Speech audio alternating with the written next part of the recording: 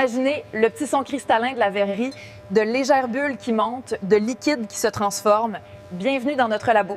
Bonjour à tous. Allez, aujourd'hui, on enfile notre blouse de chimiste, on part en mission, une mission scientifique, oui, pour percer les secrets qui se cachent dans les mélanges de tous les jours. Alors préparez-vous parce qu'on va séparer, on va analyser et on va découvrir des choses assez surprenantes. Et notre mission, si on l'accepte, elle a l'air simple, mais elle est absolument essentielle. Comment fait-on pour extraire de l'eau pure à partir d'un mélange qui, lui, est plutôt complexe ? Notre histoire débute en pleine montagne, dans l'Atlas. On a un groupe de randonneurs et la situation est un peu tendue. Plus d'eau potable. Leur seule option, c'est une flaque d'eau boueuse. Un mélange pas très appétissant, de terre, de sable, de feuilles, bref, il faut trouver une solution, et vite. Notre mission, si on l'accepte, rendre cette eau pure. Et pour y arriver, on va suivre un véritable plan d'action en plusieurs étapes avec plusieurs techniques bien précises. Bon, la première idée qui vient à l'esprit, la plus simple, la plus intuitive, c'est quoi ? C'est de ne rien faire. Tout simplement, on laisse reposer et on laisse la gravité faire son travail. Les particules les plus lourdes vont tranquillement se déposer au fond. Ça, c'est ce qu'on appelle la décantation. C'est simple, mais vous vous en doutez, c'est pas toujours suffisant. Ok, la décantation a bien enlevé le plus gros, mais on va pas se mentir, notre eau est encore bien trouble. Il faut maintenant s'attaquer à toutes ces petites particules qui flottent encore, et pour ça, on passe à la vitesse supérieure. Et pour ça, l'outil fétiche du chimiste, c'est la filtration. En fait, c'est assez intuitif. On prend un papier filtre, qui est un peu comme un filtre à café, mais avec des trous microscopiques, et on verse doucement notre eau décantée dessus. Le liquide, lui, y passe à travers, mais tous les petits solides, eux, sont bloqués. Ce qui reste coincé sur le papier filtre est super important. En chimie, ça a un nom. On appelle ça le résidu. C'est tout simplement l'ensemble des impuretés solides qu'on vient de capturer. Allez, adieu la terre et les petits débris. Et ce liquide si précieux qu'on récupère en dessous, ça, c'est le filtrat. Regardez, il est limpide, il est clair. Mais attention, ce n'est toujours pas de l'eau pure. C'est ce qu'on appelle un mélange homogène. Ça veut dire que les substances qui restent sont complètement dissoutes, donc invisibles à l'œil nu. D'ailleurs, ce principe de filtration, on l'utilise tous les jours sans forcément y penser. C'est exactement ce qui se passe quand on prépare un café filtre. Le marc de café, c'est le résidu qui reste dans le filtre, et cette délicieuse boisson chaude qui coule dans la cafetière, c'est le filtrat. La chimie du matin, en quelque sorte. La décantation, c'est donc pas mal pour commencer, c'est une bonne première étape. Mais si on veut un résultat plus rapide et surtout plus propre, il y a beaucoup mieux, la filtration. Là, au lieu d'attendre gentiment que la gravité agisse, on utilise une barrière physique, un filtre quoi. Et lui, il va bloquer même les toutes petites particules solides. Changeons un peu de scénario. Que se passe-t-il quand on essaye de mélanger deux liquides qui ne s'aiment pas beaucoup ? Prenez de l'huile et de l'eau, par exemple. On a beau agiter la bouteille dans tous les sens, au bout d'un moment, ils finissent toujours par se séparer. On dit qu'ils sont non miscibles. Pour ce genre de mélange, on peut aussi utiliser la décantation. On laisse reposer, et comme l'eau est plus dense que l'huile, elle va se placer en bas, tandis que l'huile va flotter à la surface. En laboratoire, on utilise un très bel objet pour ça, une ampoule à décanter. C'est comme un entonnoir avec un petit robinet en bas qui permet de récupérer très précisément juste le liquide du dessous. C'est malin. Allez, un petit test rapide. Comment on s'y prendrait pour séparer de l'eau et de l'huile ? Et un jus d'orange avec de la pulpe ? Ou, plus compliqué, comment on pourrait récupérer de l'eau pure à partir de l'eau de mer ? Prenez un petit instant pour y réfléchir. Alors, les réponses ? Pour l'eau et l'huile, la décantation, c'est parfait. Pour le jus d'orange, une simple filtration suffit pour enlever la pulpe. Et pour l'eau de mer, là, il faut une technique plus puissante, la distillation. Et ça tombe bien, c'est la suite de notre aventure. Revenons à nos randonneurs dans l'Atlas. Bon, notre eau est maintenant claire, c'est une bonne chose. Mais le vrai défi commence maintenant. Elle contient des intrus qu'on ne peut pas voir, des substances dissoutes. On entre dans la partie la plus délicate de notre mission. Comment attraper ce qui est invisible ? Imaginons que notre eau de montagne est ruisselée sur des roches salées. Elle est donc chargée en sels minéraux. On a beau plisser les yeux, on ne voit rien du tout. Alors la question à 1 million. Comment on fait pour récupérer le sel d'un côté et l'eau vraiment pure de l'autre ?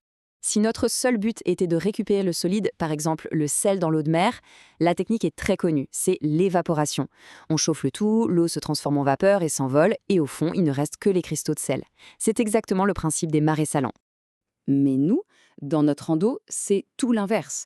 C'est l'eau qu'on veut récupérer, pas le sel. Et pour ça, il faut une technique plus complète, la distillation. C'est un processus en 2 temps. D'abord, on chauffe l'eau pour la faire s'évaporer, ce qui abandonne les sels derrière. Ensuite, et c'est là toute l'astuce, on capture cette vapeur d'eau et on la fait passer dans un tuyau froid pour qu'elle redevienne liquide. Et ce liquide qu'on récupère à la toute fin, tout propre, tout pur, c'est ce qu'on appelle le distillat. Et là, on peut le dire, on a de l'eau pure, débarrassée de tout ce qui était dissous. Mission accomplie, notre eau boueuse est enfin potable. Parfait. Maintenant qu'on est des experts de la séparation, passons au niveau supérieur. Comment on fait pour identifier les substances qui se cachent dans un mélange? On range la blouse et on sort la loupe et la casquette de détective.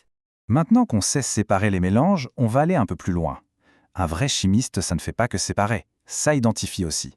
Comment être sûr que telle ou telle substance est bien présente? Première enquête de notre agence de détective, le cas des bulles mystérieuses. On ouvre une boisson gazeuse, ça fait pchit, ça fait des bulles. On se doute bien de ce que c'est. Mais en science, se douter, ça ne suffit pas. On veut des preuves. Alors comment un chimiste peut-il prouver, sans l'ombre d'un doute, que ce gaz est bien du dioxyde de carbone? L'arme secrète du détective, c'est un petit liquide test qui s'appelle l'eau de chaux. En temps normal, ce liquide est parfaitement transparent, comme de l'eau. Mais il a une réaction très, très spécifique. Si on fait passer du dioxyde de carbone dedans, eh bien l'eau de chaux se trouble instantanément. Elle devient toute blanche, laiteuse. C'est une réaction chimique signature, impossible à rater. Et ce qu'il faut vraiment graver dans sa mémoire, c'est que cette réaction est l'équivalent d'une empreinte digitale ou d'un test ADN en chimie. Si l'eau de chaux se trouble, c'est la preuve formelle irréfutable qu'on est bien en présence de dioxyde de carbone. L'affaire est classée. Allez, deuxième mission pour notre agence, un cas un peu plus subtil. On sait que l'eau est partout, dans les fruits, les légumes, mais comment le prouver scientifiquement? Comment être absolument certain qu'il y a de l'eau dans, disons, un simple morceau de pomme? Pour ça, on a un autre complice, une poudre blanche qui s'appelle le sulfate de cuivre anhydre. Le mot important ici, c'est anhydre. Ça veut dire sans eau. Cette poudre, elle est littéralement assoiffée. Elle n'attend qu'une chose, trouver de l'eau. Et dès qu'elle en trouve, ne serait-ce qu'une goutte, sa réaction est immédiate. Pouf! Elle passe du blanc à un bleu éclatant. Et donc c'est la même logique que pour le CO2. Ce passage spectaculaire du blanc au bleu, c'est la signature chimique de l'eau. Il n'y a pas d'autre interprétation possible. Et voilà, avec nos 2 tests, l'eau de chaux et le sulfate de cuivre, notre mallette de détective chimiste est prête à résoudre pas mal de mystères.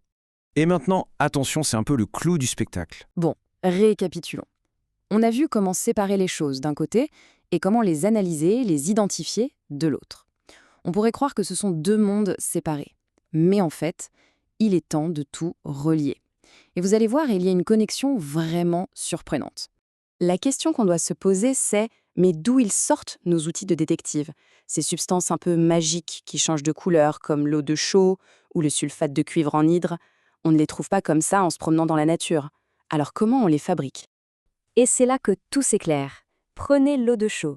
Pour la préparer, on mélange de la chaux éteinte avec de l'eau. Qu'est-ce qu'on obtient? Un mélange hétérogène, exactement comme notre eau boueuse du début. Et pour récupérer juste les liquides clairs et transparents, qu'est-ce qu'on fait? On utilise la filtration. Exactement, notre toute première technique. Et ce n'est pas fini, le lien ne s'arrête pas là. Pour notre détecteur d'eau, le sulfate de cuivre, c'est exactement le même principe. Au départ, il est bleu parce qu'il contient de l'eau, on dit qu'il est hydraté. Pour le rendre blanc et réactif, on le chauffe. Pour faire quoi? Pour faire évaporer l'eau qu'il contient. L'évaporation, c'est une forme de séparation, comme dans la distillation. Donc encore une fois, on utilise une technique de séparation pour créer un outil d'analyse. Voilà la grande idée à retenir. En chimie, tout est connecté. Les techniques de séparation ne servent pas juste à purifier des substances. Elles sont absolument fondamentales parce qu'elles nous permettent de fabriquer les outils dont on a besoin pour ensuite analyser et comprendre le monde qui nous entoure. La boucle est bouclée, comme on dit. Décantation, filtration, distillation, tous ces tests colorés, ça peut sembler appartenir uniquement au monde du laboratoire. Mais en fait, comme on l'a vu, toutes ces techniques sont juste des versions un peu plus contrôlées de phénomènes qu'on utilise tous les jours, souvent sans même y prêter attention. Alors, si on résume ce qu'on a découvert ensemble, pour les mélanges hétérogènes, où l'on voit les différents morceaux, on utilise la décantation ou la filtration. Pour les mélanges homogènes, comme l'eau salée, la distillation est la clé pour récupérer le liquide pur. Et puis on a vu qu'on avait des détectives chimiques, comme l'eau de chaux pour le CO2 et le sulfate de cuivre pour l'eau. Au fond, la chimie, c'est juste une façon de mieux comprendre le monde et d'interagir avec lui. Et pour finir, je vous laisse avec une petite question. Essayez de penser à votre journée. quand on essore la salade, quand on laisse décanter une vinaigrette, quand un aspirateur sépare la poussière de l'air. Quels sont tous les autres mélanges qu'on sépare sans arrêt? Vous allez voir, la réponse est absolument partout. Il suffit d'ouvrir l'œil avec un regard de chimiste.